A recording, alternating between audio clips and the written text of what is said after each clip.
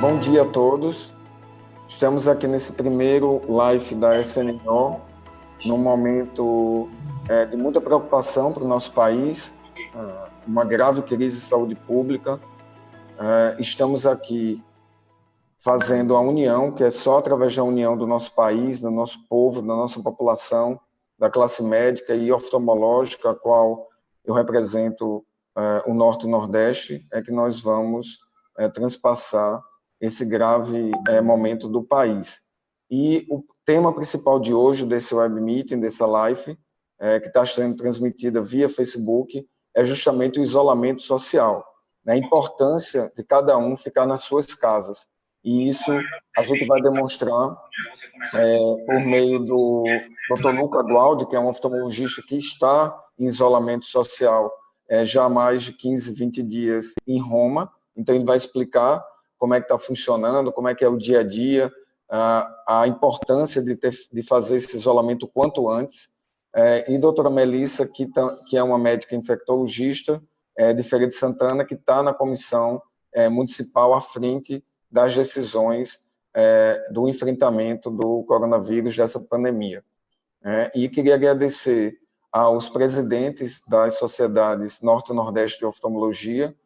Ontem conseguimos fazer um acordo histórico, um convênio da Sociedade Norte e Nordeste de Oftalmologia com todas as estaduais, com a anuência de todos os presidentes da estadual, para que as ações nossas sejam feitas em conjunto, com união. Agradecer ao CBO, que também tem nos dado apoio, e a SNO, Sociedade Norte-Nordeste, está junto com o CBO, junto com o Brasil nessa luta, e agradecer a SUBRA, que é a Sociedade Sul-Brasileira, que representa os 3 estados do Sul, que também está em conjunto nessa luta com a SNO. Então, queria passar a palavra para o Dr. Hamilton, que é o nosso coordenador científico. Dr. Hamilton, ele é presidente da SOFBA, da Sociedade Baiana de Oftalmologia, e também o diretor científico da SNO. Agradecer os moderadores Bernardo Cavalcante, que é presidente da SOP, da Sociedade Pernambucana, e também tesoureiro da SNO, e doutora Leila Gouveia, que é presidente da Sociedade Amazonense, e está representando aqui toda a região norte nesse webinar.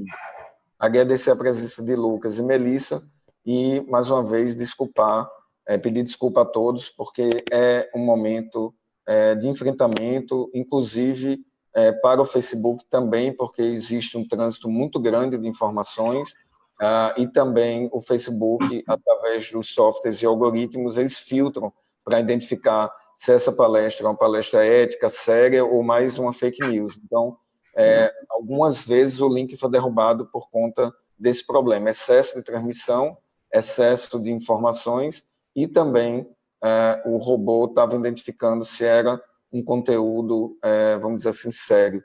Então, inicio esse web meeting, passando a palavra para o Dr. Hamilton Sampaio, nosso diretor científico, que vai explicar a vocês como é que vai funcionar.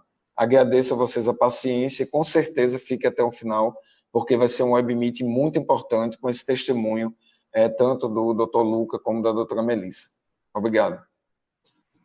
Bom dia a todos. Obrigado, João. Obrigado, Bernardo, Leila, e nossos palestrantes, Dr. Luca e doutora Melissa, que vão trazer aqui a experiência do coronavírus, compartilhar com toda a classe médica e com toda a população o que o doutor Luca está vendo lá na Itália, a experiência dele, e o que a doutora Melissa, que é infectologista, tem visto aqui no Brasil.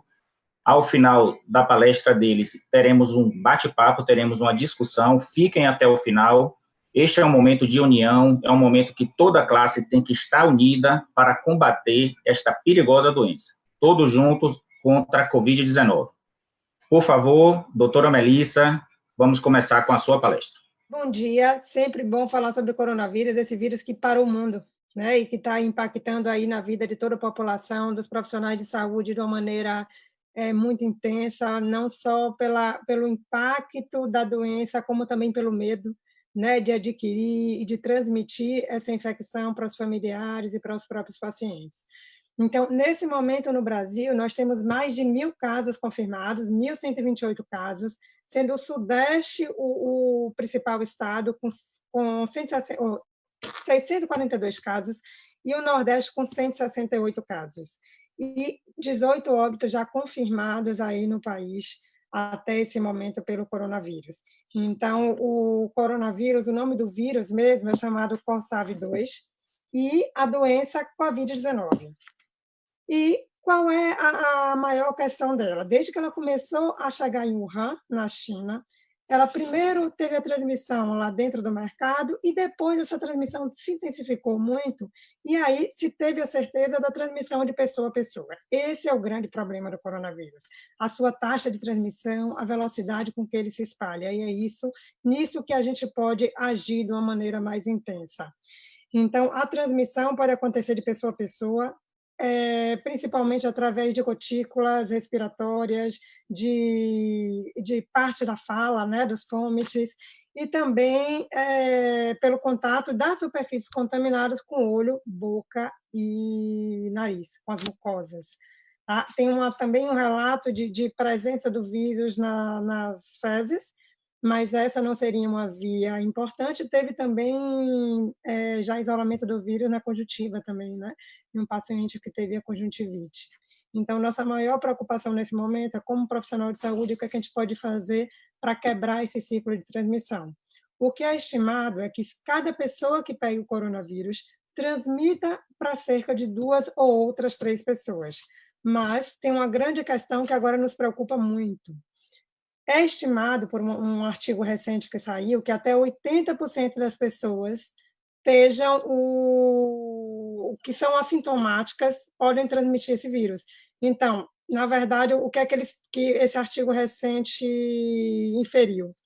Que 80% das transmissões acontecem pelas pessoas assintomáticas, ou seja, a pessoa que nem sabe que teve a doença ou que nem chegou a ser notificada porque foi um caso leve, seriam os principais responsáveis pela disseminação dessa doença.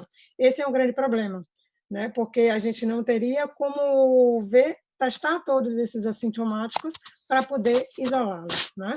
A outra grande questão que a gente tem isso aí é em relação ao período de incubação. Imagina-se que o período de incubação seja de 2 a 14 dias, com uma média principal de 4 a 5 dias, podendo chegar, em alguns casos, até 14 dias. E o período de transmissão seria, em média, 7 dias após o início dos sintomas, sabendo que pode começar a ser transmitido até um pouco antes desses sintomas acontecerem, e nesse caso a gente não teria como evitar antes dos sintomas.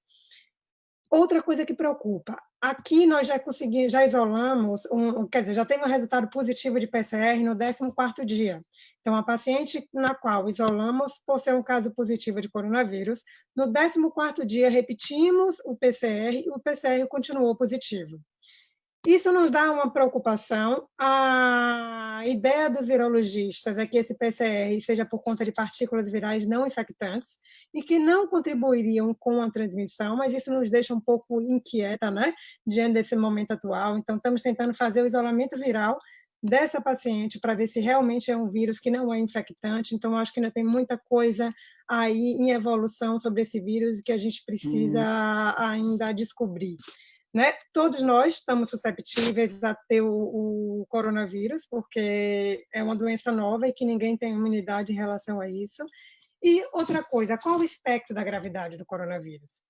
80% das pessoas vão ter casos leves, que nem sequer vão precisar procurar um serviço de saúde. A maior preocupação é com esses 20% que vão ser sintomáticos. E desses aí, cerca de 5% vão ter um caso mais intenso, precisando de terapia intensiva. Então, qual é a nossa maior questão? O coronavírus já chegou, é uma realidade para a gente, e a gente precisa seguir todas as medidas recomendadas, não para que não se infecte, mas que isso aconteça de uma maneira mais lenta. Se o coronavírus chegar numa linha linear, ao longo dos meses, de uma maneira gradual, damos conta completamente dessa demanda. Porém, se chegar como chegou na China, como chegou na Itália, com uma curva em um pico grande, a gente não consegue dar conta e o nosso serviço de saúde vai colapsar. Então, por isso, cada um nesse momento tem que fazer a sua parte, realmente ficar em casa, fechar negócio, fechar bares, fechar tudo que a gente puder fazer para que essa curva seja o mais lento possível, tá? Então, a mortalidade varia muito, né, a relatada pelo coronavírus, chegando em Wuhan, chegou a 5,8% em geral, e já em outras cidades da China foi 0,7%. Então, no epicentro, que teve um impacto maior, o maior número de casos, a gente teve uma mortalidade menor, e outras cidades da China um pouco mais baixa. Na Itália, essa taxa estimada já está em 5,8%, uma taxa de mortalidade alta. Na Coreia do Sul foi 0,9%. Então, essa taxa de mortalidade tem variado muito de um país para o outro, dependendo dessa velocidade com que chega, da capacidade do serviço de saúde. Eu acho que a Itália, a gente vai ter o colega que vai falar aí posteriormente, mas eu acho que a Europa em si tem muito idoso, né? E isso complica, porque a maior taxa de complicação e de morte são nos pacientes acima de 60 anos e no que tem comorbidade. As crianças, a maioria delas são assintomáticas ou têm sintomas leves, então precisamos deixar nossas crianças isoladas para que elas não transmitam para os nossos idosos e para as outras pessoas com quem elas tenham contato, por ela ter essa manifestação assintomática. E as manifestações clínicas são indistinguíveis clinicamente de uma gripe comum, de um coronavírus. Todos vão passar pelo mesmo funil e todos vão ter a mesma suspeita, principalmente nesse momento agora que o Ministério da Saúde decretou transmissão comunitária nacional. Então, a partir desse momento, qualquer pessoa que tenha sintomas respiratórios, mesmo que leve no país, a gente vai pensar tanto na gripe como no coronavírus, e isso impacta no afastamento da pessoa durante o período de 14 dias. O ideal seria que conseguíssemos testar todas essas pessoas, mas, por enquanto, essa é uma realidade que não é possível. Esperamos que, dentro dos próximos 10 dias, dos 20 dias, que a gente vai ter uma produção maior, em massa, desses testes, a gente consiga testar mais pessoas. Inclusive, o governo botou uma recomendação de testar todos os profissionais de saúde que tenham qualquer queixa respiratória, mesmo que leve. Porque não podemos dispensar todos nós profissionais de saúde nesse momento, precisamos da nossa força-tarefa, todo mundo unido, e cada profissional de saúde que a gente tem que liberar por 14 dias vai fazer muita falta nesse momento. Então, o ideal seria testar todo profissional de saúde para que, dando negativo para coronavírus, ele possa retornar às suas atividades muito mais rápido do que se o coronavírus for positivo. Nesse momento, não estamos conseguindo fazer isso ainda. A demanda de profissional de saúde é muito grande em todos os estados, todas as cidades que têm casos positivos, mas esperamos que, no máximo, em 10 dias, possamos testar todos os pacientes com suspeita, com quadro respiratório, sendo profissional de saúde. Os pacientes que têm quadro clínico, o que predomina é a febre. Até 99% deles têm febre, uma tosse seca, a diminuição do apetite, dor muscular, dor de garganta. A conjuntivite é muito rara no coronavírus, é menos de 1%, mas se a gente chegar no número grande, esse 1% vai ter um quantitativo maior. E eu chamo a atenção de que os casos oligossintomáticos, a maioria deles vão ser sem febre. Então, dos casos que tivemos positivos aqui na nossa cidade, apenas um deles teve febre. Então, fica o alerta que a febre nos casos oligossintomáticos, nos casos leves, ela não chega a esse 99% que está relatado aí nos pacientes acompanhados e sintomáticos no internamento hospitalar. Então, mesmo que tenha uma dor de garganta leve, só uma obstrução nasal, a gente, nesse momento, tem que pensar também no coronavírus, tá? Então, nossa maior preocupação são com as complicações. Então, os pacientes, esses cerca de 20% que vão precisar de internamento hospitalar, eles precisam ter o sistema de saúde organizado para esse atendimento. Não podemos permitir que o paciente com suspeita de coronavírus sofra qualquer tipo de preconceito durante o seu atendimento hospitalar. O médico tem que estar preparado ao uso correto dos equipamentos de proteção individual, então, tanto na maneira de usar como de retirar, para que não se exponha a risco, mas em nenhum momento a gente pode ter medo de encostar no paciente, a gente pode ter medo de examinar o paciente tem que ser visto como um todo, independente dele ter coronavírus ou dele ter qualquer outra doença. Então, nós, como profissional de saúde, precisamos nos informar e nos proteger, mas nunca omitir um atendimento que for necessário. secundário. Tá? Então, além da insuficiência respiratória, que é a principal questão, pode ter arritmia, pode ter lesão cardíaca, pode ter uma infecção bacteriana secundária. Outra coisa que tem preocupado, sabemos que os coronavírus, eles são responsáveis por manifestações respiratórias e também por manifestações digestivas. Isso já é conhecido de todos os tipos de coronavírus. E agora, com os relatos dos Estados Unidos de casos de manifestações gastrointestinais graves, com adenite mesentérica, simulando abdômen agudo, nós temos que ficar atento também aos pacientes que chegarem com a dor abdominal intensa e que tiver qualquer queixa respiratória, pensar no coronavírus também. Então, esse é o momento de descoberta, de investigação e de um diagnóstico correto de todos os pacientes, independente de ser só queixa respiratória ou de ter também uma digestiva associada. A estimativa da Organização Mundial de Saúde é que, nos casos leves, em 2 semanas, a infecção pelo coronavírus esteja resolvida. Porém, os casos graves, que chegarem a precisar de intubação, de terapia intensiva, pode chegar até 6 semanas de internamento ou para recuperação do estado de saúde.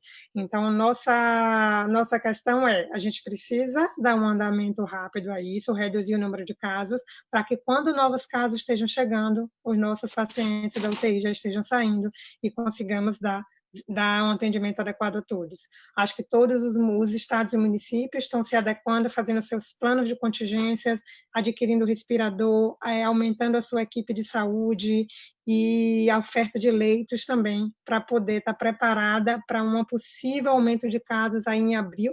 É esperado que aí segunda, terceira, quarta semana de abril a gente tenha um incremento grande de casos e que a epidemia no país vai até agosto. Então, temos muitos meses pela frente que a gente tem que se preparar corretamente para que isso reduza. As alterações laboratoriais do coronavírus não nos ajudam muito também, os leucócitos variam muito, ele pode dar leucocitose, ele pode dar leucopenia, pode dar linfopenia, mas o que predomina mais é a linfopenia. A parte radiológica, o raio-x normalmente mostra uma pneumonia bilateral, a tomografia também normalmente mostra um acometimento bilateral e raramente tem um derrame pleural. Então, é mais vidro fosco ou condensação bilateral, podendo ser também unilateral em cerca de 15% desses pacientes. Então, como é que a gente consegue conter a epidemia? Como é que a gente consegue conter esses casos agora? O que a gente precisa é reconhecimento precoce dos casos, né?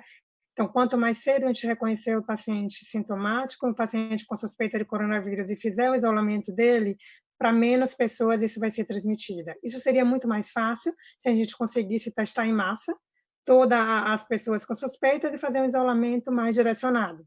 Mas temos que lutar com o que temos.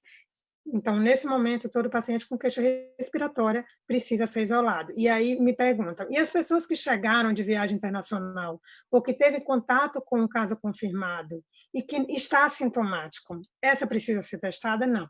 A gente não tem como testar os assintomáticos, mesmo que tenham chegado da Itália, que tenham chegado da Espanha, da China. Teste em assintomático não está sendo realizado. O que é orientado é que fique no isolamento social pelo período de 7 dias, e se nesses 7 dias não tiver nenhum tipo de sintomas, pode, né, dentro da limitação de cada um, voltar às suas atividades, se for da área de saúde ou de alguma outra, se não, se manter em isolamento, como está recomendado para toda a população. Esse isolamento tem que ser imediato, a gente orienta a pessoa o que é que tem que fazer. Eu acho que nesse momento a população está toda sensibilizada para o coronavírus e para o controle, as pessoas estão fazendo a coisa correta e estão seguindo esse isolamento. São raros os casos de que a gente vê que faz orientação e tem relato depois de que a pessoa saiu ou um seu familiar saiu. Porque ao uma pessoa ter a suspeita de isolamento, o seu acompanhante automaticamente vai para isolamento também. Tá? E todas as instituições, todas as medidas precisam ser tomadas imediatamente quando essa suspeita do coronavírus acontece. Hoje, essa suspeita, não só quando a pessoa viaja, tem alguma viagem internacional, mas também em qualquer lugar do território. Então, qualquer pessoa com queixa respiratória entra nesse critério. A gente não precisa estar mais preocupando de onde veio ou de onde deixou de vir, né? Então, as pessoas assintomáticas, né, têm essa orientação do que a gente precisa fazer. Isso é importante porque a nossa maior quantidade de ligações na vigilância epidemiológica de pessoas que chegaram de viagens, que estão assintomáticas e que estão sem saber o que fazer, principalmente porque os vizinhos estão denunciando. Então, a gente tem recebido muita ligação de vizinho, de síndico do condomínio, que fala, ó, não sei quem do apartamento tal, chegou de viagem e está circulando no condomínio, está circulando na cidade. Então, isso mostra que a população está realmente, todo mundo atento e preocupado.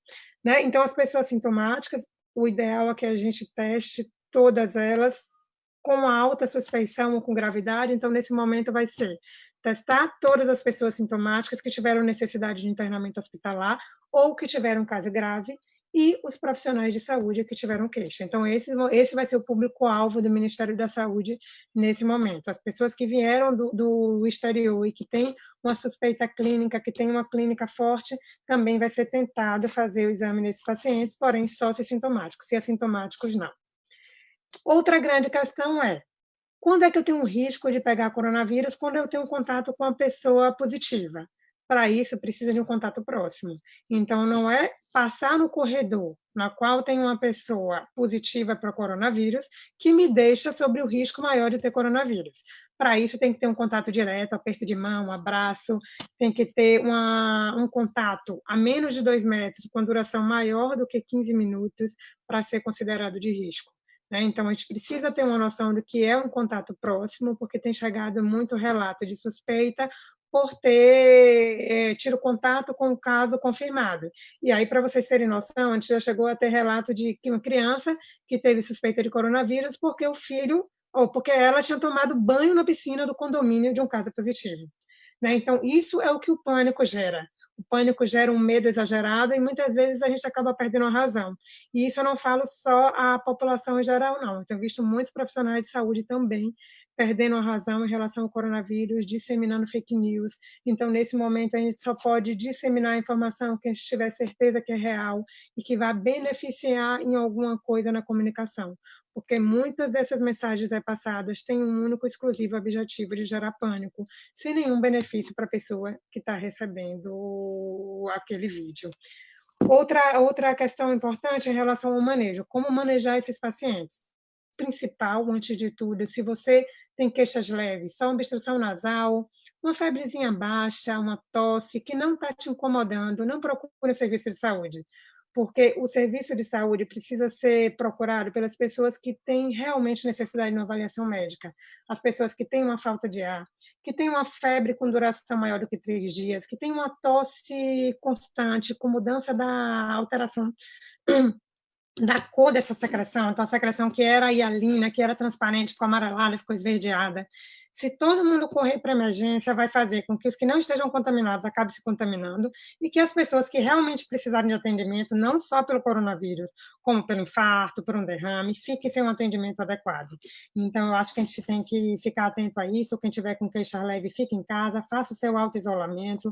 Eu acho que o governo está estudando uma maneira aí de as pessoas com queixas respiratórias poderem faltar ao trabalho sem necessariamente ter que ter um atestado. Então, está sendo visto uma questão legal para poder embasar isso aí nesse momento, para as pessoas não precisarem ir numa emergência para pegar o atestado, né? E tudo isso vai estar indo por água abaixo se a gente diz que a pessoa não precisa procurar uma emergência, ela tem que ficar em casa 14 dias, mas ela não tem um atestado e precisa disso aí. Então, eu acho que essa medida legal de só a palavra da pessoa nesse momento vai ser muito importante para a gente.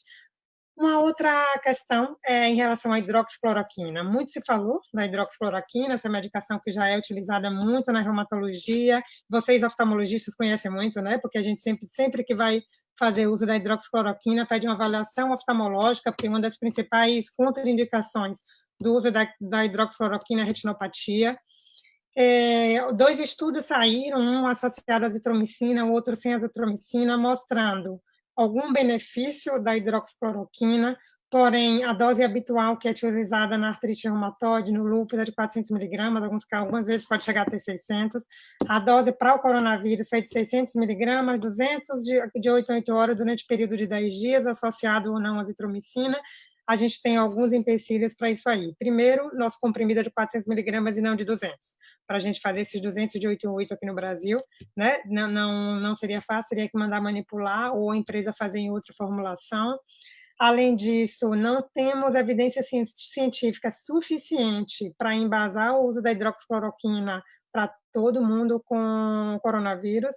O que tem acontecido é que os estoques de coronavírus zeraram nas farmácias, porque o pânico e a desinformação fazem com que, na menor possibilidade de medicamento para reduzir a complicação do coronavírus, as pessoas correm na farmácia, compram esse estoque, e quem realmente está precisando, as pessoas que têm lúpus, as pessoas que têm artrite reumatoide, estão sem o medicamento disponível nesse momento. Então, não só a população leiga, como os próprios profissionais, eu ouvi falando. Eu fui na farmácia, comprei 2 caixas de remédio para meus pais, e peço a vocês que não façam uso indiscriminado da hidroxicloroquina, porque, como qualquer medicação, tem efeitos colaterais, e quando utilizado numa pessoa já com saúde debilitada, isso pode trazer riscos também. Então, existe uma possibilidade do uso dessa hidroxicloroquina para os pacientes graves que tiverem terapia intensiva, mesmo assim a Anvisa ainda está avaliando essa liberação nesses casos, tá? Então, não vamos correr para comprar hidroxicloroquina. Em relação aos equipamentos de proteção individual, não é recomendado o uso de máscara pela população em geral ao sair às ruas. Vamos no supermercado, vamos em qualquer lugar e encontramos pessoas andando de máscara. Isso não é recomendado. Quem deve usar máscara são as pessoas que têm queixas respiratórias e que têm que prevenir a infecção para o outro, prevenir a transmissão para o outro, ou os profissionais de saúde que têm contato com o paciente com suspeita de coronavírus. As máscaras estão faltando já, a N95 os hospitais já estão tendo dificuldade de comprar, a máscara cirúrgica também não está tão fácil, o álcool gel já acabou nas farmácias, então esse é o momento da gente ter uma consciência coletiva. Não podemos pensar só no individual nesse momento. Então, vamos deixar a máscara para quem realmente precisa usar, para que os nossos profissionais de saúde, para que nós não acabamos tendo que atender os pacientes sem os equipamentos de proteção adequado e acabamos correndo risco de nos contaminar. A N95 só é recomendada para os casos que têm formação de aerosol. Que situações seriam essas? Intubação orotraqueal, necessidade de ventilação artificial, do uso do ambu, ressuscitação cardiorrespiratória, nebulização. Então, a nebulização deve ser proscrita nas emergências, porque isso vai fazer com que tenha uma aerolização, e tem estudos aí mostrando que o vírus pode chegar até 3 horas, é um estudo que não tem como ser aplicado à comunidade, porque foi feito num lugar que não tinha ventilação, mas a gente vê a possibilidade de até 3 horas, depois que é formado o aerosol, esse vírus ficar no ar. Então, são esses os casos de uso de N95, e não podemos também deixar todo mundo usar N95. Eu sei que o profissional se sente mais seguro quando coloca esse tipo de máscara, porém, as máscaras N95 também estão faltando, e a gente está em março. Quando chegar em abril, que chegar a hora realmente do maior número de casos, da gente ter esse contato direto, se a gente não souber usar agora racionalmente, elas vão faltar. Tá? Então, eu peço a todos vocês que realmente sigam todas as recomendações dos órgãos governamentais, que seja feito esse isolamento, as aulas já foram suspensas, as cirurgias eletivas, as consultas eletivas, todas elas devem ser suspensas, sem exceção, e quem trabalha com urgência e emergência, oftalmológica, de otorrino, de qualquer outra área, essa parte deve ser mantida com todos os cuidados necessários. Então, é necessário que seja feita uma triagem desde a recepção. Os pacientes devem ser orientados a, se tiver queixa respiratória e consulta agendada, remarcar essa consulta para cerca de 2 semanas depois. Se for uma urgência, ao chegar ao serviço, a recepção faz essa triagem de queixas respiratórias. Se tiverem queixas respiratórias, tem que dar uma máscara ao paciente para que ele fique protegido até aguardar o atendimento, e manter ele numa distância de pelo menos 1 metro do outro paciente. Nos nossos consultórios, as cadeiras normalmente são coladinhas uma com a outra, e a gente tem que tentar ver se consegue um espaço mais afastado para esses pacientes com queixas respiratórias. Os nossos recepcionistas devem usar máscara sim, porque a maioria dos locais, a distância entre a mesa do recepcionista e a mesa do paciente, e a do paciente, a cadeira, é menos do que 1 metro. E o próprio paciente falando ou tossindo, mesmo antes de relatar que está com esses sintomas, podem acabar fazendo a transmissão para esse recepcionista ou para o segurança, que acaba tendo um contato mais próximo. Essa máscara deve ser trocada a cada 4 horas. A máscara cirúrgica, ela é de uso único, ela deve ser descartada depois do uso e ser trocada a pelo menos 4 horas, por conta da umidade, que faz com que esse risco de contaminação aumente e também a máscara acaba se contaminando. A N95, o que temos recomendado é que seja usada até 12 horas pela mesma pessoa. Então, não tem como um profissional de saúde usar uma N95 em um atendimento, descartar aquela N95 e no atendimento em seguida pegar outra N95. Isso seria o ideal, mas não temos suporte para dar para essa quantidade que seria necessária nesse momento. Então, quem está orientando aqui, a mesma máscara seja mantida por 12 horas pelo mesmo profissional. A máscara não pode ser compartilhada. Após o uso, essa máscara deve ser utilizada guardada num compartimento respirável, então num compartimento de papel, para que ela não fique úmida e que não perca a sua capacidade de proteção. Tá? Então, eu acho que essas são as recomendações principais de cuidado que nós temos que ter. Eu estava vendo as recomendações da Sociedade Americana de Oftalmologia, tem algumas dicas bem interessantes. Ela cita também essa questão da máscara cirúrgica na maioria dos pacientes e que para o profissional só usar a N95 em caso de casos com forte suspeita de coronavírus ou casos confirmados. Não temos como usar a N95 para toda queixa respiratória sem uma suspeita maior, mais forte de coronavírus. Uma outra coisa que eu achei bem interessante também foi o protetor, né, que você pode colocar no aparelho entre o oftalmologista e o paciente para proteção respiratória, para que a respiração do paciente não tenha contato com a do médico e do médico não tenha contato com o paciente. Porém, isso não previne que a contaminação aconteça no lado do paciente, em toda a parte do aparelho que o paciente tem contato. Então, nesse momento, a gente precisa aumentar a higienização dos nossos consultórios, de preferência higienizando esses aparelhos que os pacientes têm um contato direto, como do exame oftalmológico, após a saída de cada paciente.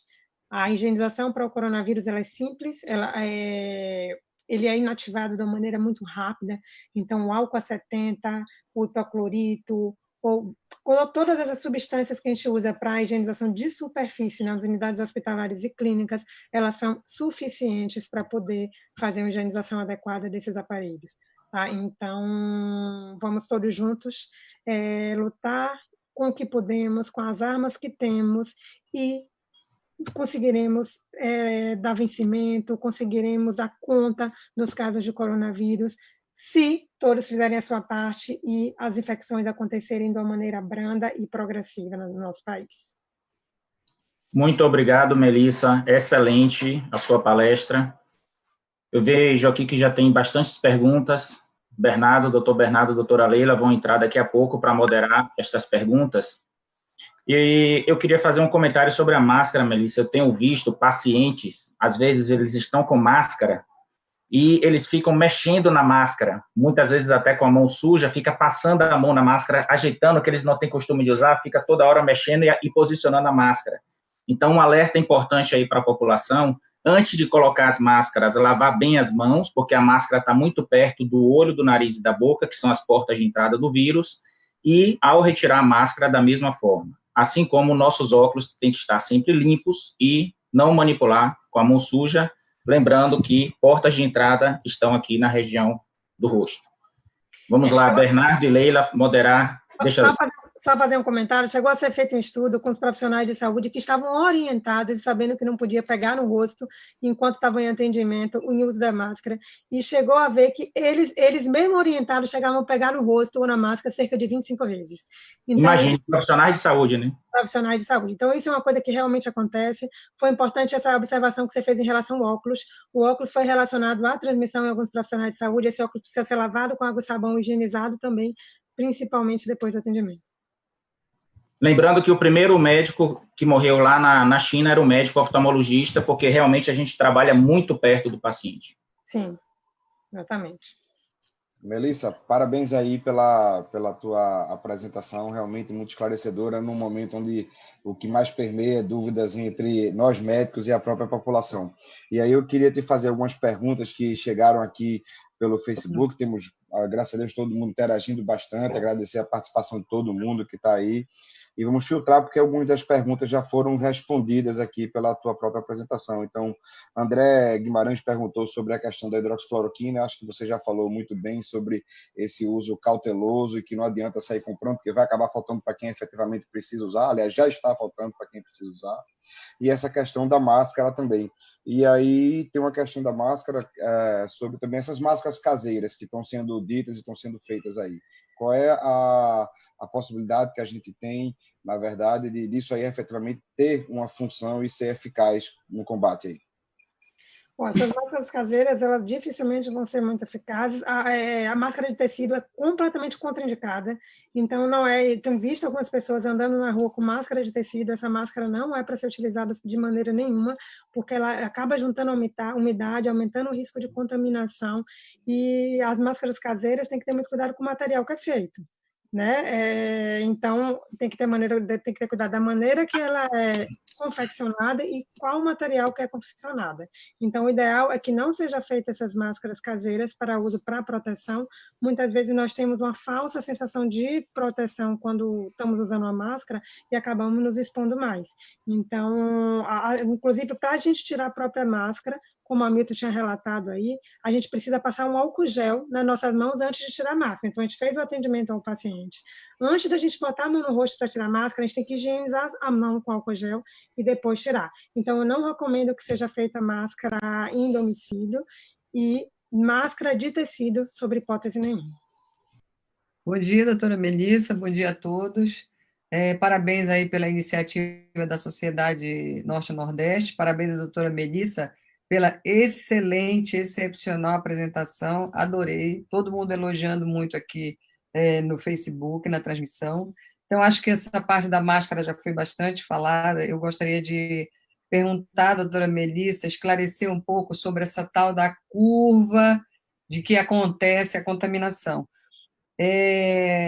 O que se ouve falar muito é que as pessoas acabam morrendo porque não tem equipamento suficiente para todos, isso em todos os locais, não é só aqui. Aí eu pergunto, imaginando um cenário numa curva achatada, onde os casos vão acontecendo lentamente, naturalmente, quando você tem o respirador, você diminui esse número de mortes, essa é a ideia, ou é simplesmente a pessoa morre porque o caso era muito grave? A afecção em si naquela pessoa foi muito grave? Existem essas duas questões. Quanto menos paciente grave tiver na unidade, maior atenção vai ser dada àquele paciente e maior disponibilidade de aparelhos de terapia intensiva vai ter também para esse paciente. Maior vai ser a chance dele ter um tratamento adequado. Em relação à ventilação, já foi comprovado de que a ventilação ou a intubação precoce é eficaz nesses casos, não só pela melhora do paciente, como também para a redução da transmissão. Quando a gente faz uma ventilação não invasiva, uma PIP, uma ventilação sem intubação, a gente aumenta a aerolização e aumenta o risco de transmissão, aumentando o risco de contágio da própria equipe de saúde e dos outros pacientes. Então, essa intubação deve ser precoce e o uso de ventilador também precoce, isso não só para melhora do prognóstico do paciente, como também como proteção de toda a equipe. E existirão casos, sim, que mesmo internado e com todo o suporte vão evoluir para óbito. Isso a gente sabe. O que a gente tem visto nos relatos todos é que os pacientes que agravam, ele agravam de maneira rápida. Então, a gente tem visto um raio-x normal em um dia, 2 dias depois, no raio-x com infiltrado bilateral, com insuficiência respiratória bem grave. Então, terão os pacientes que evoluirão para óbito, independente de todo o suporte, mas essa quantidade será mínima, se a gente conseguir dar um manejo inicial adequado para todos esses casos que precisarem de atendimento hospitalar. Eu pergunto isso exatamente para que as pessoas entendam, de uma vez por todas, que o achatamento da curva ela leva a um número maior de atendimento com qualidade e, portanto, uma suavização nesse número de óbitos. É isso, né? Isso, exatamente. Então, por isso que a gente precisa ficar em casa, para que a gente não se contamine, que não contamine o outro e que o número de casos cresça lentamente. Perfeito. Aguenta aí, Melissa, que tem muita pergunta aqui para você. Uma das perguntas que fizeram aqui foi: é verdade que esse vírus não resiste ao V? E aí a participação do Rômulo Ferreira, lá de Roraima, que está por aí também, da região norte, perguntando se existe. E também teve uma outra pergunta sobre qual é a possibilidade do iodo também de tratar esse tipo de infecção.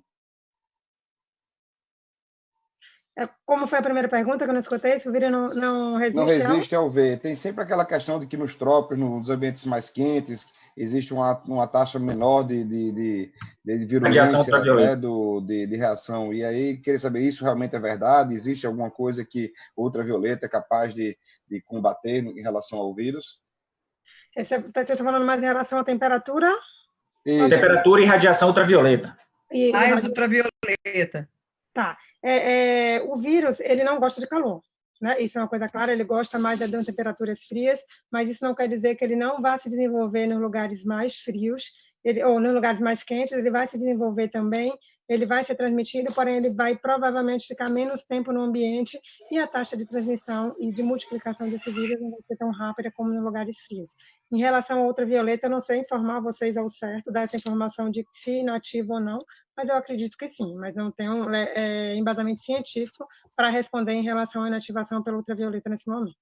Em relação ao iodo, sim, o iodo também inativa o vírus. Ele é higienizado, ele é inativado de uma maneira muito fácil e por quase todos os produtos de limpeza hospitalares. Então, o álcool, o iodo e qualquer desses outros desinfetantes de superfície higienizam igualmente, tendo cuidado com o seguinte, já chegaram a perguntar várias vezes em relação ao álcool 90%, porque o álcool 70% está em falta. Então, as pessoas têm perguntado, eu posso usar o álcool 90% para poder eliminar o coronavírus? O álcool 90% é eficaz para combater o coronavírus, porém, tem a seguinte questão, ele é muito volátil. Então, ele evapora muito rápido. Então, não dá tempo dele entrar em contato com as superfícies da mão e fazer uma higienização adequada por conta dessa volatilidade. Tá? Então, tem que ser o álcool a 60% ou a 70% mesmo. Tá. Outra pergunta que a gente teve aqui do Edval Gomes, que pontuou de uma maneira bem interessante, né? Para a doutora Melissa, considerando que a recomendação para o portador do coronavírus em sua forma leve é sintomáticos e isolamento. Considerando que hoje, independente de testar positivo ou não para o coronavírus, a recomendação para os casos coronavírus símile já é a de sintomáticos, já é ficar no isolamento. A realização ampliada de exame sorológico não serviria apenas para ampliar o diagnóstico de casos leves ou assintomáticos, sem nenhum benefício clínico, apenas aumentando o custo? Quer dizer, há um benefício a gente testar todo mundo ou não?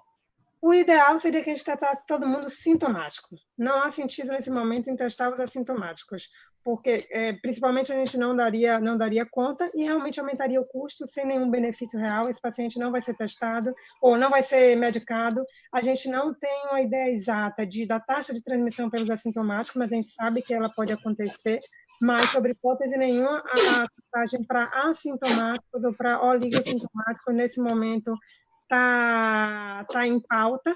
Os oligossintomáticos serão testados apenas se profissionais de saúde, visando não a medicação, mas sim diminuir o tempo de ausência desse profissional de saúde no seu serviço. Tá? Mas serão testados os sintomáticos e, principalmente, os graves nesse momento ou que tiveram um vínculo forte com um país com uma grande quantidade de casos. Fiquem até o final. Temos ainda a participação do Dr. Luca, que está lá na Itália. Daqui a pouco ele entra ao vivo, o doutor João Lira vai fazer alguma observação antes da entrada dele. Fiquem ao vivo e as perguntas serão respondidas aos poucos. Eu quero fazer mais uma pergunta para a doutora Melissa, Milton. Como funciona doutora Melissa? A senhora está me ouvindo? Estou ouvindo. Como funciona na nossa cabeça, aí eu falo como as pessoas que estão em casa, como funciona na nossa cabeça um decreto de isolamento social por 15 dias, está tudo fechado, cada um nas suas casas. Como que funciona? Isso é 15 dias mesmo? Ou nunca será 15 dias, porque a gente sabe que é 15 dias o período de incubação, mas um de nós pode estar no 5º dia, o outro pode estar no 10º dia, enfim, isso não seria ineficiente um período apenas de 15 dias? Ou 15 dias é meio para a gente acostumar com isso e será maior mesmo? Esse período de 15 dias é o período inicial para ver como será a evolução e possivelmente prorrogado por mais. Tá? Então, essa é uma média. Primeiro 15 dias, a gente vai fazer essas medidas, vamos ver como é que vai ser o desenrolar das epidemias aí nas cidades. A gente está vendo já São Paulo já com impacto bem maior, Rio de Janeiro. Espera-se que as outras cidades também venham acabar tendo a mesma transmissão aí ao longo de abril, no máximo maio. E isso é realmente só uma medida inicial. Né? Eu acho que é uma pena que a gente não tenha fechado as nossas fronteiras, não tenha fechado voos internacionais com um pouco mais de precocidade, porque nossos primeiros casos todos vieram de fora, de pessoas que fizeram viagem internacional e que retornaram trazendo isso aí, mas eu sei que tudo isso tem uma implicação política muito grande envolvida, mas agora já está começando a proibir esse fluxo, alguns voos internacionais, entradas de algumas pessoas no país. Eu acho que isso vai ajudar muito, tanto como isolamento, essa questão de mobilização internacional nesse momento e até nacional dentro de alguns estados é essencial para esse controle.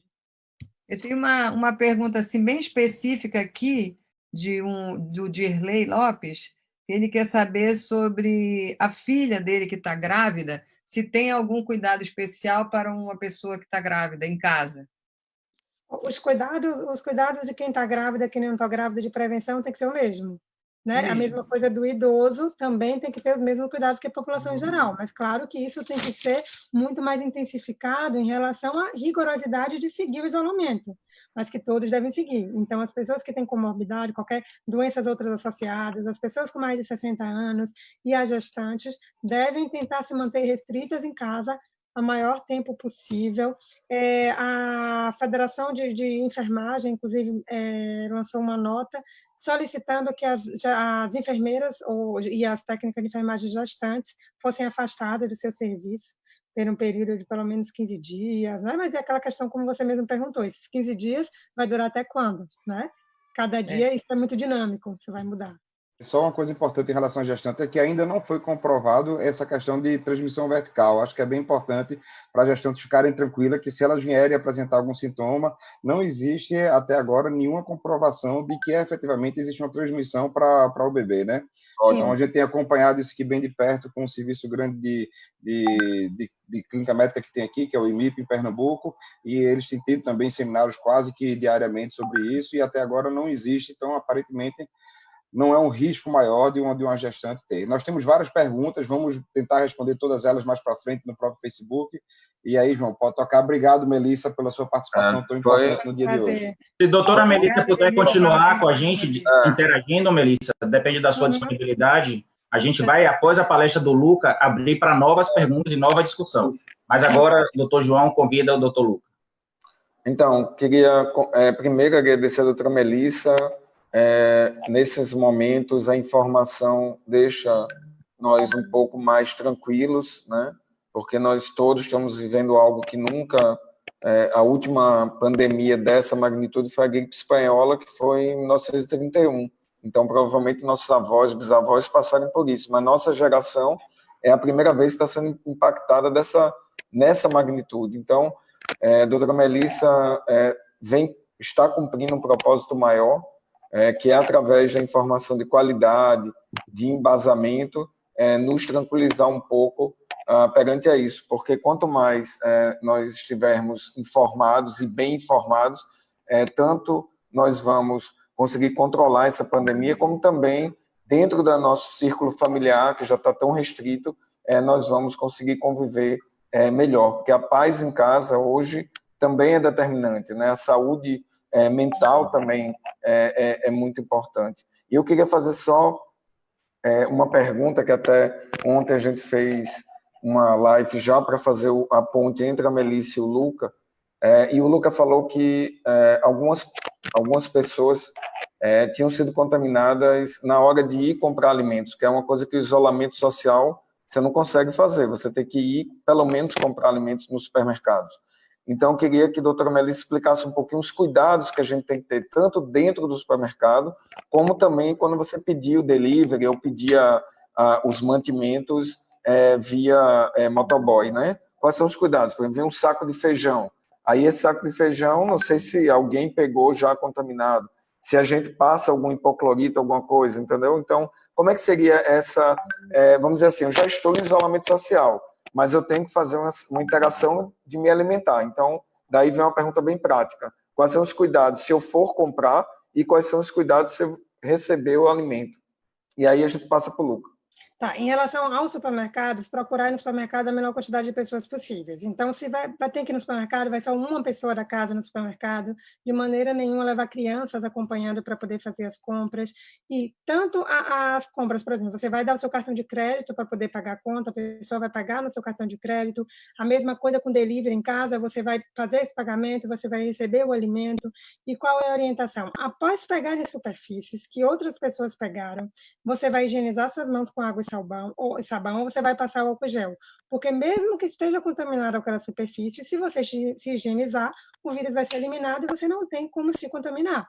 Tá? Então, ter esses cuidados de quanto menos pessoas possíveis irem no supermercado, de preferência uma de cada casa, e cuidado com a higienização, não ficar perto de ninguém que estiver espirrando ou que estiver tossindo, e só ir para o supermercado de máscara se você tiver queixas respiratórias, senão não precisa circular com esse equipamento. Doutora Melissa, tem uma sugestão interessante aqui de um amigo. Muita gente não entende ainda que a água e o sabão é tão eficiente quanto, ou até mais, do que o álcool gel. E deixaria para as UPAs disponibilizar mais locais com água e sabão e deixar o álcool gel apenas para profissionais de saúde, devido à escassez do mesmo. Além disso, viu, Milton?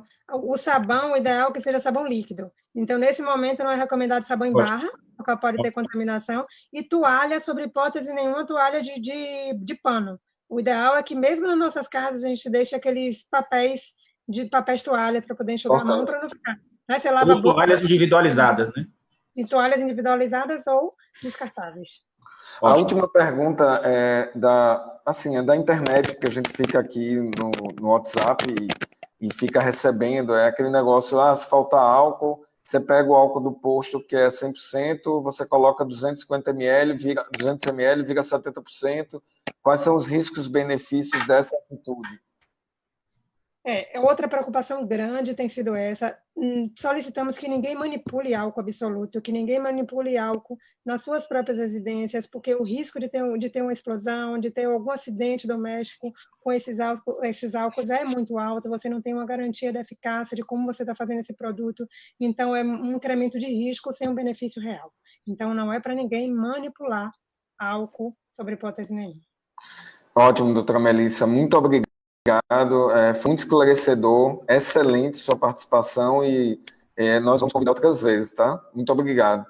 João, só um instante, pela hierarquia do doutor Marco Rey, nosso mestre, pede aqui uma pergunta para a Melissa, porque eu não sei se ela vai poder ficar até o final, se em relação a EPIs específicos para oftalmologia. Você já falou daquela... Um abraço ao doutor Marco Rey, que é um dos pilares da Sociedade Norte-Nordeste. Um abraço. Isso. Doutor Marco Rey, nosso professor, pergunta se usaria algum EPI específico em unidade de emergência. Você já falou daquele protetor que nós usamos na lâmpada de fenda, mas se você sugeriria algum outro EPI específico. Além, para específico para oftalmologia, só esse aí mesmo. Lembrando que todos os equipamentos de proteção individual devem ser usados por todos os profissionais de saúde, que inclui a capa, o gorro, a máscara, o óculos e a luva. Então, todos esses equipamentos devem ser usados. A gente não tinha esse costume de fazer isso anteriormente para a influenza, né? A gente simplesmente botava só uma máscara e uma luva e atendia. Então, é preciso que um paciente com forte suspeita de coronavírus, que toda essa regra de vestir todas essas EPIs sejam seguidas. E se for ter contato com secreção, com risco de molhar a roupa, isso tem que ser as capas impermeáveis. Tá? Então, nesse momento, nós temos que nos cuidar muito, porque a população vai precisar da gente e a gente precisa estar protegido. Então, passando para o Dr. Luca Gualdi. Luca Gualdi é um oftalmologista que está em isolamento. A Itália está mais ou menos 20, 30 dias à frente, então interessante essa interação do Dr. Luca com a doutora Melissa, até para passar como é que é a situação, a importância do isolamento. O Dr. Luca é um oftalmologista que já morou no Brasil, é amigo da oftalmologia alagoana, a oftalmologia brasileira, a oftalmologia nordestina. E muito obrigado, doutor Luca, por essa importante participação. Então, o slogan é Unidos contra a Covid-19. É isso que a gente vai ter que passar adiante, tá bom? Muito obrigado e passo a palavra para o doutor Luca. Obrigado, João Marcel, pelo convite e parabéns à doutora Melissa Falcão porque ela falou coisas perfeitas que aqui na Itália também todo mundo pensa as mesmas coisas. Eu não sou biólogo, eu não sou economista, político, estatístico, mas eu vou falar sobre a experiência que teve aqui na Itália como uma pessoa como vocês, porque o que as pessoas estão pagando agora na Itália é que chegamos atrasado no que aconteceu na China. Então, como agora vocês no Brasil vocês estão mais ou menos como a gente estava no final de fevereiro, começo de março, você tem muito tempo para tentar de não chegar como aqui na Itália, como temos muitos contagiados. Agora nós somos, aqui na Itália são 60 mil contagiados e os mortos são, a notícia de hoje, superaram 5 mil pessoas. E tem muitos médicos também contagiados, são mais que 5 mil médicos. Então, o que acontece é que os médicos nos hospitais vão infectar também pessoas que pode ser que não tem, que tem febre, mas ele ainda não tem coronavírus. Ou pode infectar auxiliares ou as pessoas, os parentes que chegam com os enfermos na clínica.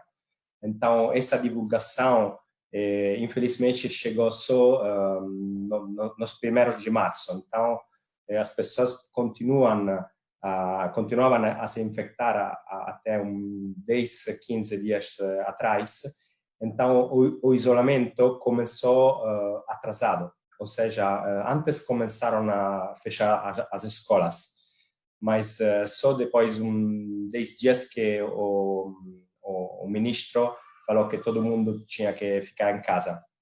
Mas como as pessoas na Itália gostam de sair, como no Brasil, todo mundo não ficava em casa. Então acontecia que as pessoas iam fora de compras ou fazendo tipo de caminho com cachorro.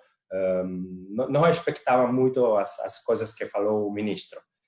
Então, é só agora que todo mundo está ficando em casa que a gente está aguardando um pouco que o pico vai diminuir. Se fala que até o final de março vai aumentando os contagiados e no começo de abril, normalmente, a curva tem que descer. O que a gente espera é que se respeita. Mas o problema é que nós chegamos tarde nesse problema é que nós temos muitas máscaras para se proteger e, sobretudo, nos hospitais, os médicos não tiveram muitas máscaras. Então, terminaram na hora máscaras, luvas. Então, ainda hoje, tem no norte da Itália, muitos médicos que trabalham 24 horas, super cansados, sem algum não tem máscara ou tem que botar alguma coisa aqui para fechar. Isso é inacreditável, porque fecharam nas alfândegas as máscaras para a Itália, e sobretudo a França, a Alemanha. Então, nos deixaram sozinhos aqui na Europa com esse vírus. E normalmente agora a Europa também está se infectando, sobretudo a Espanha está tendo um pico subindo e a França muitos contagiados. Então se está se espalhando para a Europa toda. E tem coisas estranhas que estão acontecendo, como o problema aqui na Itália, que tem muitos, também no mundo, que tem muitos positivos assintomáticos, como a doutora Melissa falou. E esses são os problemas, porque tem meninos que podem ter infectados, mas não têm sintomas. Pode ter jovem também, que não tem sintomas, e esse pode ser o veículo, porque não tem febre, não tem sintomas, e ficam com outras pessoas. Também meninos que ficam com avós, e pessoas que se juntam e infectam os outros. Então, tem vários surtos aqui na Itália, como no norte, onde se infectou muita gente que não sabia de ter o vírus e infectou os outros.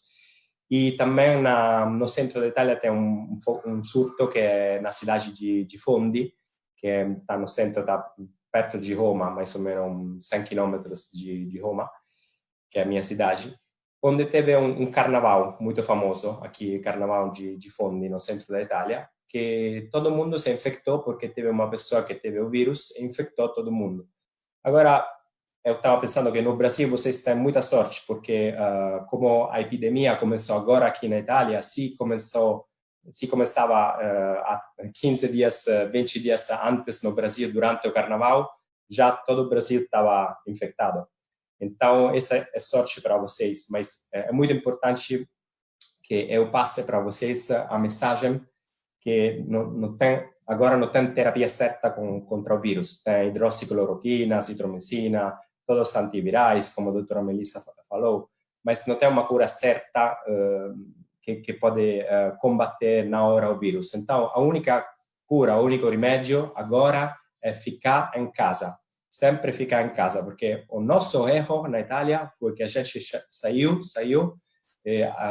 ficamos com as lojas abertas, consultórios abertos, e sem ter conta do que o ministro falou e que na China estava acontecendo. A gente pensou, esse vírus é coisa de China, não vai chegar nada na Itália, tranquilo, mas todo mundo começou se infectando. Agora, eu fechei meu consultório há 15 dias atrás e comecei com o isolamento, como o ministro falou. Eu só estou saindo para ir no supermercado, uma vez eu, uma vez minha esposa, e compramos muitas coisas, mas vamos, tipo, cada 3, 4 dias, não é cada dia para ir no supermercado, porque também está perigoso ir no supermercado, porque pode encontrar outras pessoas com vírus, pode infectar pegando as coisas, tipo, se sabe que o vírus pode permanecer no plástico ou no aço para 3 dias. Então, se você pega uma coisa no supermercado e mexe com as coisas que mexeram outras pessoas, tipo a fruta, tipo outras coisas, pode se infectar ou pode deixar o vírus para outras pessoas. Então, quando você sai, com certeza está a risco de pegar o vírus. Então, a melhor coisa é ficar em casa, stay at home, because está muito importante esse conceito, porque agora é a única cura. E também o que a gente está aprendendo aqui na Itália é que tem que fazer quanto mais suave é possível, porque como nós temos muitos suaves na primeira fase, porque a gente não estava preparado, nós vemos que no norte da Itália tem uma cidade que se chama Padova, onde fizeram muitos suaves, porque o prefeito da cidade pediu para fazer suaves para todo mundo, mais ou menos. E então, com isso, pegaram muitos assintomáticos, e essa foi a melhor coisa, porque os assintomáticos que estavam na cidade de Padova, que está no norte da Itália, então perto de Milão, perto de Bergamo, Brescia, Cremona, que são as cidades que mais foram colpidas desse vírus, fazendo esses suaves, ficaram em isolamento as pessoas que tiveram o vírus e ficaram infectando os outros. Então, esse foi muito importante.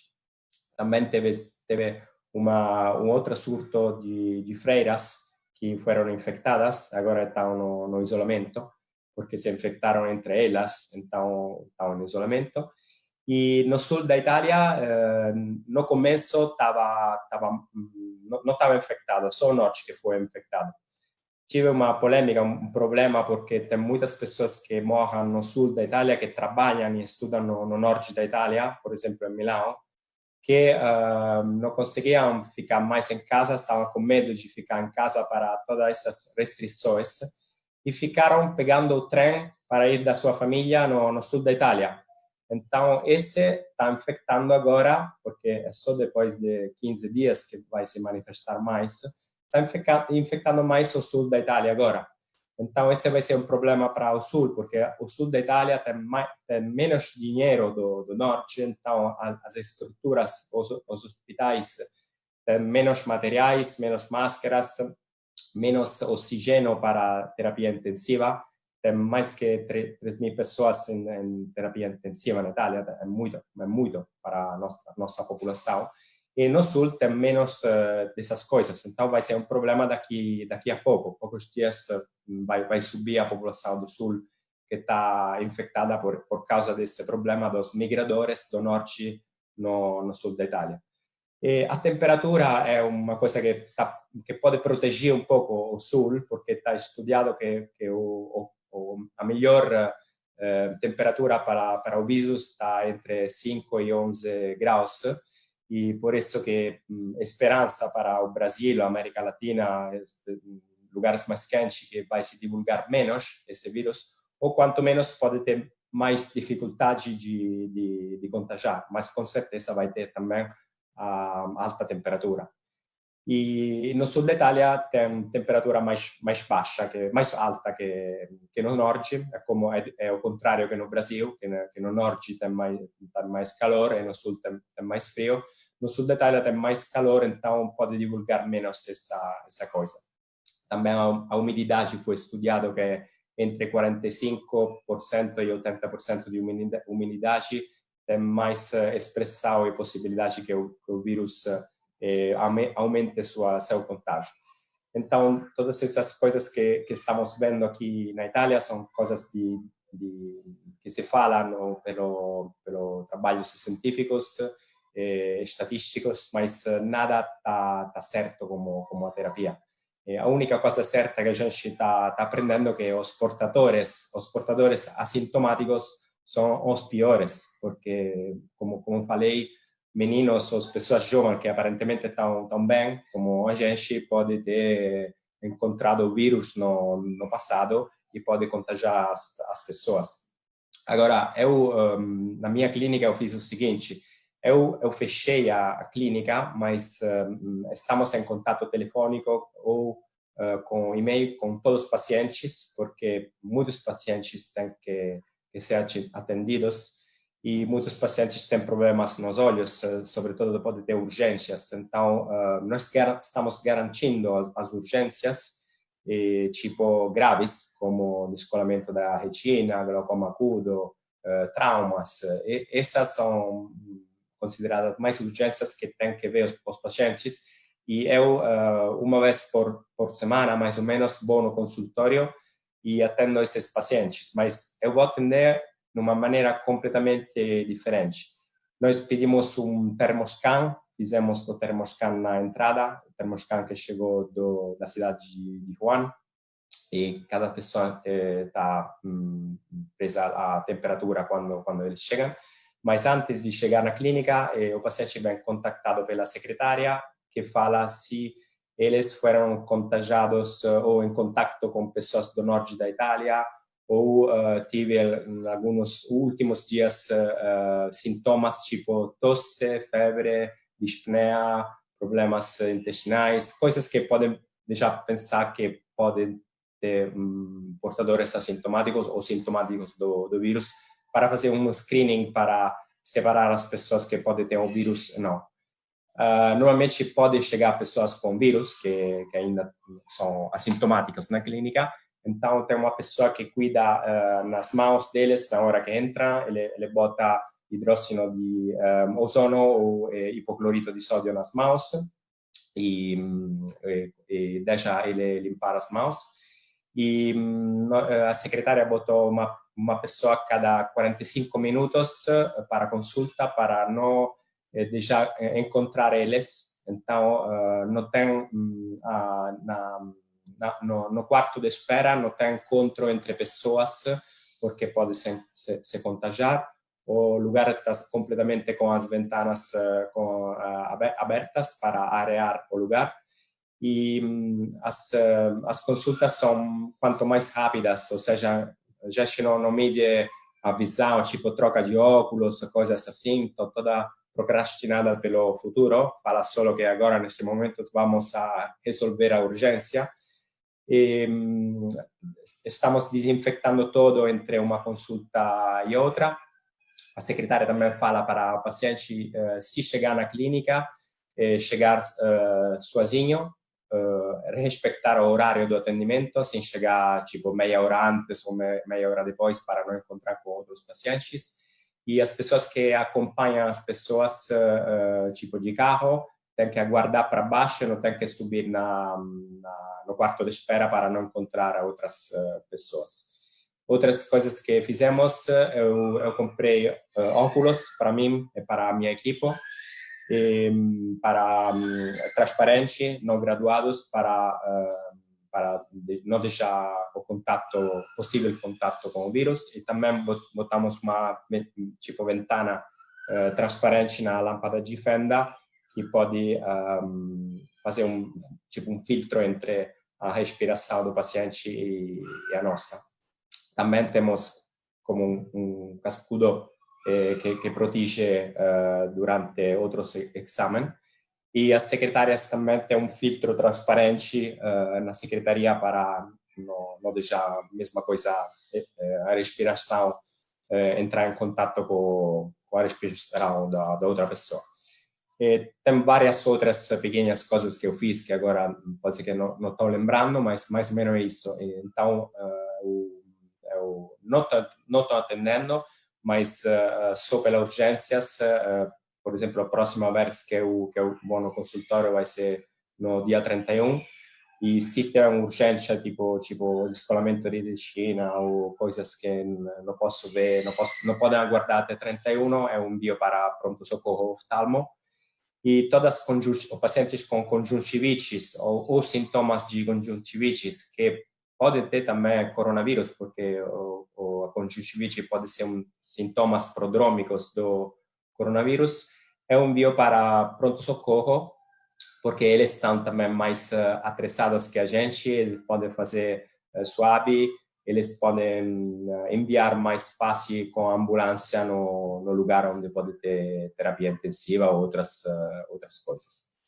Então, é isso que a gente está mais fazendo aqui na Itália, considerando que tem um modelo de Padova, que é a cidade italiana onde tem menos pacientes graves que chegaram até terapia intensiva, porque fizeram mais suaves que em outros lugares da Itália.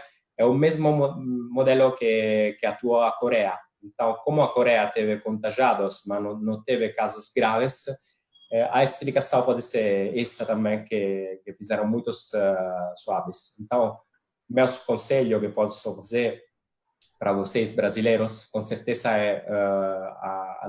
tem que ficar em casa quanto mais possível e tentar fazer quanto mais suaves possível para diferenciar as pessoas normais contra os positivos assintomáticos, que essa é uma coisa que pode deixar esses tipos de pacientes em isolamento quanto mais cedo possível para evitar a divulgação do vírus. Muito obrigado, Luca. Excelente. Sabemos que a Itália tem algumas diferenças em relação ao Brasil, tem a diferença do tempo, vocês começaram na frente. Muito importante compartilhar isso conosco aqui. Estamos todos unidos contra esta doença terrível. Muito importante essas observações suas. Assim como na Itália, hoje aqui no Brasil, todos nós temos a consciência que o mais importante realmente é ficar em casa, é o isolamento. A gente ainda não tem vacina, a gente ainda não tem tratamento confirmado contra a doença. O que eu queria saber de você, se aí na Itália já se fala algo sobre a curva, a gente está vivendo no isolamento e tem uma curva de achatamento que não sabemos até que ponto as pessoas vão poder voltar a conviver nas ruas. Já se fala algo aí na Itália sobre isso? Se fala, mas ainda ninguém sabe nada, porque ainda, infelizmente, ainda não chegamos no pico. Cada dia essa curva está subindo, tem mais contagiados. Tem que ter certeza. Não está sentando? Não está me ouvindo? Ok.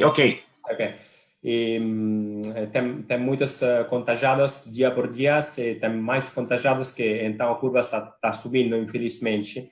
E, se fala que como o isolamento total começou há 10, 15 dias desde agora, estamos aguardando que o pico vai terminar no final de março no começo de abril pode começar a descer essa curva, porque quanto mais pessoas ficaram em casa, então deixaram menos que pessoas se contagiam. Então, no começo de abril, vai esperança para todo mundo é que vai descer essa curva. Com fé em Deus. Melissa, gostaria de falar alguma coisa? Interagir com o doutor Luca? Micro. É importante a gente ver o exemplo, né, do outro país, como parabéns aí, doutor Luca, pelo relato todo, que o que a gente, né, estamos tentando evitar que aconteça aqui, que as coisas aconteçam mais lenta, pedindo apoio da população. Então, a gente vê que a Itália demorou um pouco mais para poder fazer esse isolamento e teve algumas consequências. Então, vamos ver se com esse isolamento, seguindo corretamente, a gente consegue realmente achatar essa curva, né, e consegue ter uma melhora nesses casos aqui no Brasil. Em relação ao que ele citou dos testes assintomáticos, eu acho que a única questão da gente testar os assintomáticos é que qual o momento que a gente testaria esses assintomáticos? Porque eles poderiam, né, voltar a se expor e a gente repetiria essas coletas desses assintomáticos. E eu acho que a gente deveria, uma coisa que eu acho certa seria testar todos os assintomáticos dos contactantes. Né? Pessoa com queixa respiratória testou todos os assintomáticos, né? Pelo menos para a gente poder fazer esse isolamento. Mas como a gente não está conseguindo fazer isso, o ideal é que realmente todas as pessoas sintomáticas ou assintomáticas permaneçam nesse isolamento para a gente ter um controle maior, tá? Mas aí, parabéns, doutor Luca, obrigada pelo relato aí, por compartilhar com a gente essa sua experiência. Eu gostaria de pedir que as pessoas continuassem online. Doutor Luca vai interagir aqui conosco com algumas perguntas. Fiquem todos online. Ao final, faremos as considerações finais. Por favor, doutor Bernardo, doutora Leila. Podem ir mandando dúvidas, que a gente vai ficar aqui para respondê-las. Então, assim, agora doutor Bernardo e doutora Leila com as dúvidas, né? E outra coisa, Melissa, eu queria perguntar o seguinte, tem previsão da gente ter esse aumento da produção dos kits em uma semana, duas? E por que esses kits também não foram produzidos antes? Porque não existia no mundo. O que até para o internauta que está aí, saber se foi um problema da resposta do governo, se é assim mesmo, se a pandemia é muito grande, se não tinha produção na fábrica. O que é... Explica um pouquinho dessa situação, assim, porque invariavelmente você está dizendo, mas não é ideal, mas eu sei que é difícil na pandemia dessa você chegar ao ideal, mas eu queria saber um pouco, tanto dos EPIs, que todo mundo pergunta, se está vindo, se está mudando a produção das fábricas, como também, e do álcool gel, como também dessa outra parte aí, dessa proteção e também do diagnóstico. Essa falta dos kits de diagnóstico dos EPIs, a gente vê que foi mundial. Né? Realmente foi uma demanda muito grande, o mundo não estava preparado para o coronavírus, então não existia, foi um vírus, né, com detecção nova, e não existiam testes prontos para isso, tudo foi feito de uma maneira muito rápida, então faltou esses kits no mundo inteiro, a gente não conseguia kit para comprar, e agora a produção local, a produção no Brasil desses kits vai ser acelerada, e é esperado que em cerca de 10 dias a gente tenha uma quantidade de kits suficiente para o que a gente vai precisar no país. Mas nesses próximos 10 dias a gente ainda vai precisar, né, dar algumas prioridades, aí, principalmente aos casos graves. Em relação aos EPIs, a gente não acha para comprar. A produção americana está toda voltada para eles. Eles não estão vendendo porque eles precisam dessa demanda. Isso em todos os lugares do mundo. Então, a gente está realmente começando a faltar capa, começando a faltar N95. A gente precisa ter um racional nesse uso. E o que estão vendo aqui no país é tentar alocar algumas fábricas que fabricavam outras coisas e que teriam condições de poder fabricar capa, de poder fabricar suave, que essa troca seja feita momentaneamente por esse período de emergência que foi declarado no país. Então, acho que o governo já está tentando fazer esse acerto com as fábricas de troca, de quem puder fabricar o álcool gel, fabricar, quem puder fabricar, em vez de fabricar uma camisa, fabricar as capas, em vez de fabricar cotonete, fabricar suave. Isso está sendo organizado e espero, né, que em breve o nosso estoque esteja todo restabelecido. Oi, Luca. Bom dia. Boa tarde para você, né? Boa tarde. Lamento estar falando com você nessa situação tão triste, desagradável, mas de todo jeito a gente agradece por você se dispor a falar sobre isso E a gente está aqui, uns torcendo pelos outros, a gente torcendo por vocês, vocês torcendo pela gente, e é assim que a gente está levando. Eu queria te perguntar se aí na Itália vocês precisaram convocar médicos de outros países. A gente viu aí que alguém da China chegou aí para ajudar. Eu li agora de manhã no site da Escars uma entrevista da Beatriz Cochenet que os oftalmologistas, inclusive, foram convocados e estão naquela linha de triagem, de telefone, de algumas coisas ajudando.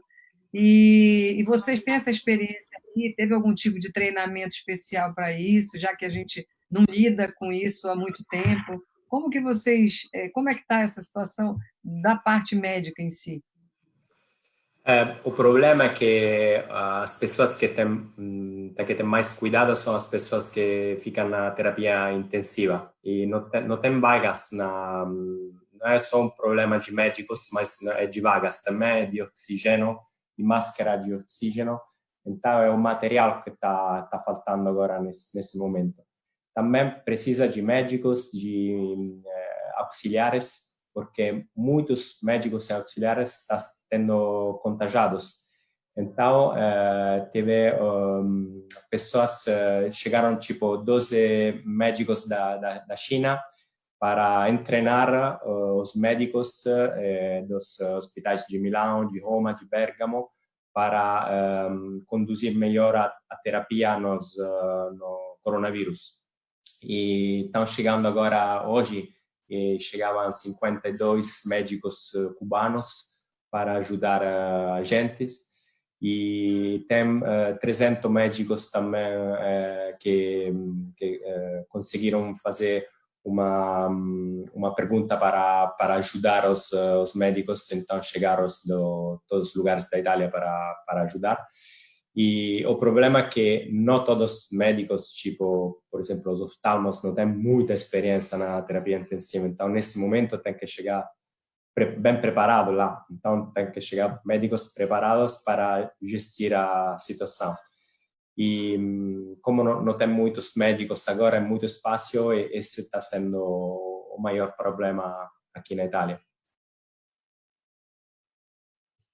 A gente vê aqui no Brasil também que o Ministério da Saúde já está começando a convocar médicos de outras especialidades, né? Para ajudar que não tem experiência em terapia intensiva, para ajudar nessa triagem, mas o que me preocupa, na verdade, é o treinamento e a falta de equipamento para receber, de proteção, né? Para receber esses pacientes. Você, na linha de frente, você pega, na verdade, um volume de pessoas muito alto, né? Muito grande. Então, isso é uma preocupação nossa da classe médica. É isso aí. Luca, temos uma pergunta aqui de um colega, se você já teve a oportunidade de examinar se os pacientes desenvolvem conjuntivite ou ceratoconjuntivite. Eu aproveito para pedir ao Bernardo se tem alguma pergunta parecida para já interagir e aproveitar aí o doutor Luca. Não. Cláudio. Oi. Sim, com conjuntivite não, porque como falei antes, a gente fala para telefone, se tem sintomas tipo de conjuntivite, a gente deixa para ele, pergunta se tem outros sintomas, claro, porque se tem outros sintomas, aconselha para eles ir no pronto-socorro, ou fazer um swab, ou falar com um médico de família melhor, para se aconselhar a melhor coisa para ele. E eu deixo para eles um colírio para os sintomas, porque se chegar pessoas com conjuntivite, que pode ser o prodromio ou um dos sintomas do coronavírus, chega na clínica e infecta todo, não é bom. Então, não tive a oportunidade de ver esse tipo de pacientes. Seria interessante ver o que vai acontecer, por exemplo, na córnea ou na conjuntiva deles no futuro. Tipo, se pode ser tipo adenovírus que deixam infiltrados na córnea. Isso só o futuro que pode falar isso para a gente.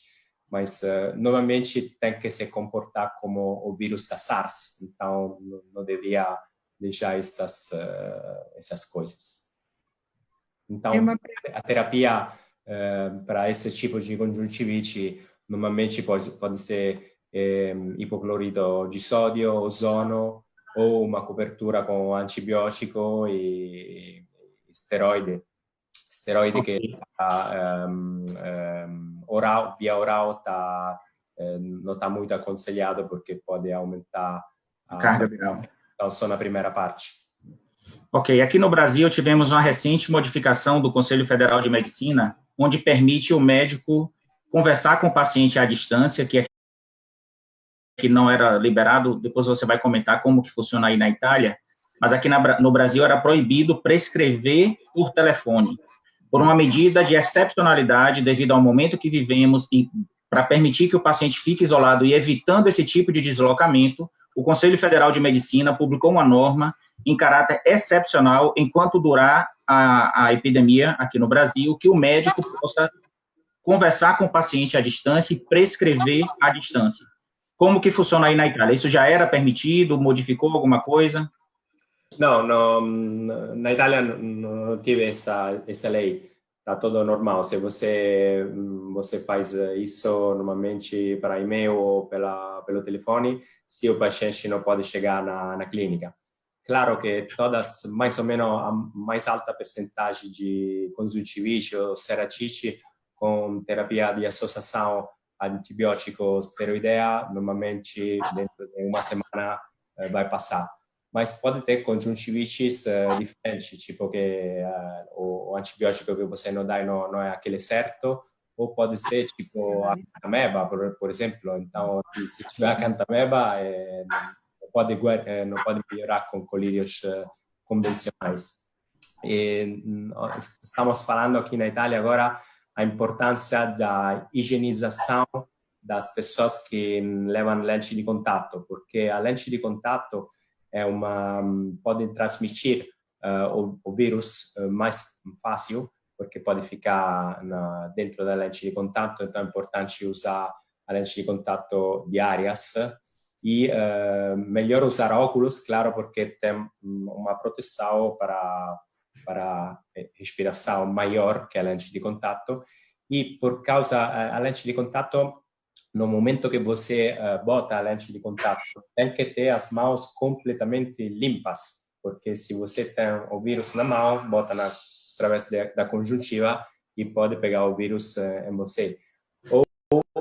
Outro problema que pode ter é que as mãos que você limpou antes, um pouco antes, tem álcool, então álcool vai na lente de contato e a lente de contato fica no olho, então pode dar algum problema essa lente de contato. Então, não está proibido, claro, mas a Sociedade da Oftalmologia Italiana recomendou, sobretudo nesses dias, nesses meses, máxima higiene na lente de contato e máxima cuidez.